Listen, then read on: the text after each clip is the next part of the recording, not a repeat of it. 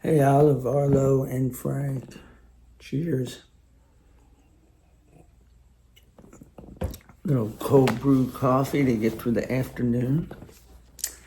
And we're going to pick up where we left off last time in the book of Leviticus, chapter 2. And to recap a little bit, Leviticus is a book of laws, of procedures, of sacrifices that the children of Israel are going to use as they go wander in the desert for 40 years. Hopefully my voice will last through this. And so the first thing is they're talking about offerings. And last time we talked about offerings from the herd and the flock.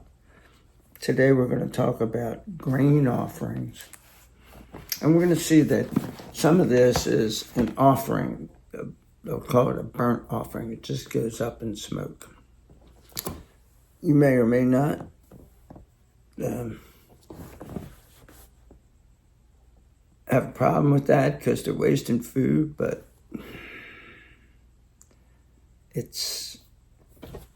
it is what it is. And I don't think it was that much that they sent up in smoke. But then some of the rest of it they would eat. And then some of the rest of it they would donate to the priests. Because the priests had no land, the priestly class.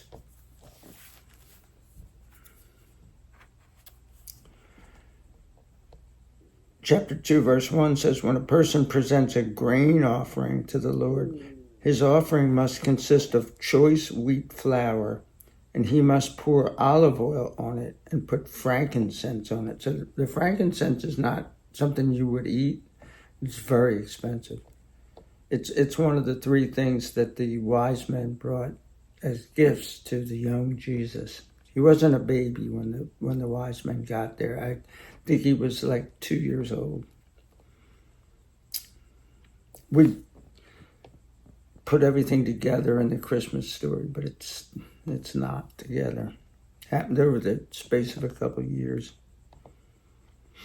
Then he must bring it to the sons of Aaron, the priests. So the sons of Aaron are the priests themselves. There's a priestly class, but these are, like Aaron is the head priest. His oldest son is eventually going to be the head priest, etc. And it goes down as the same way that a king does. You have to be born into it, and then it goes by the age. I think it's primogeniture, oldest, and I'm an oldest son, so I always like primogeniture. Then he must bring it to the sons of Aaron, the priests, and the priest must scoop out from there a handful of its choice wheat flour and some of its olive oil, in addition to all of its frankincense. And the priest must offer its memorial portion up in smoke on the altar.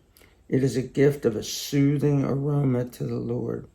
The remainder of the grain offering belongs to Aaron and to his sons. It is most holy from the gifts of the Lord. So it's, you bring this there, they burn some of a small portion of the wheat and all of the frankincense, because that's incense. That's why you brought it there, to burn it on the altar. And then the rest is a donation.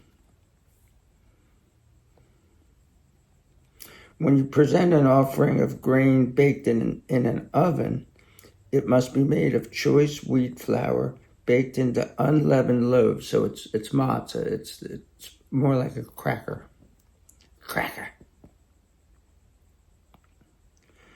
Mixed with olive oil or unleavened wafers smeared with olive oil. If your offering is a grain offering made on the griddle, so it's a pan bread, it must be choice wheat flour mixed with olive oil, unleavened, crumpled in pieces, and pour olive oil on it. It is a grain offering. If your offering is a grain offering made in a pan, so actually, yeah, this is pan bread here. The other is, it's like if you put it on a barbecue grill. It must be made of choice wheat flour, deep fried in olive oil. Hey, sounds good. You must bring the grain offering that must be made from these to the Lord. Present it to the priest, and he will bring it to the altar. Then the priest must take up from the grain offering its memorial portion and offer it up in smoke on the altar. It is a gift of a soothing aroma to the Lord.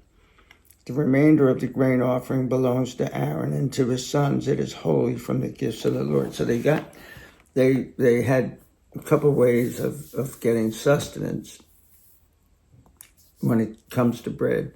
One of the things is you could just bring the grain, so they could bake their own bread with the grain that you gave them. But then you could also bake the bread yourself, or I should say, make the bread from start to finish and bring that. And then some of it would go up in smoke, and some of it would go to Aaron and his sons.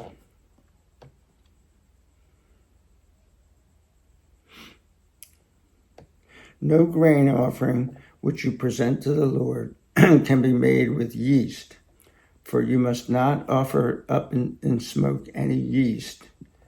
So we're talking about leaven, which yeast is a leaven, but they didn't have packaged yeast back then. So what they're talking about is not making sourdough bread, essentially. Back then, you would just let a mixture of flour and water sit there, and it would start to bubble. You'd feed it every day. I make sourdough bread. It's not very good, but I make it. They're saying don't do that. You're just going to use the flour and the water and make bread.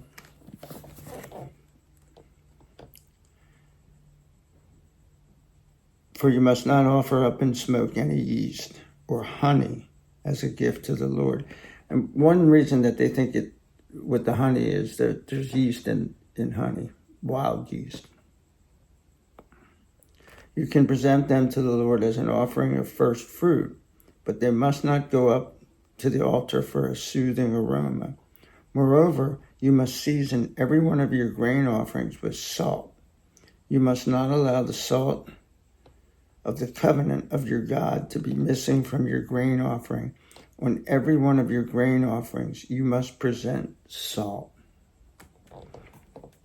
If you present a grain offering of first ripe grain to the Lord, so this is not dried and ground. This is, you're bringing in the sheaves.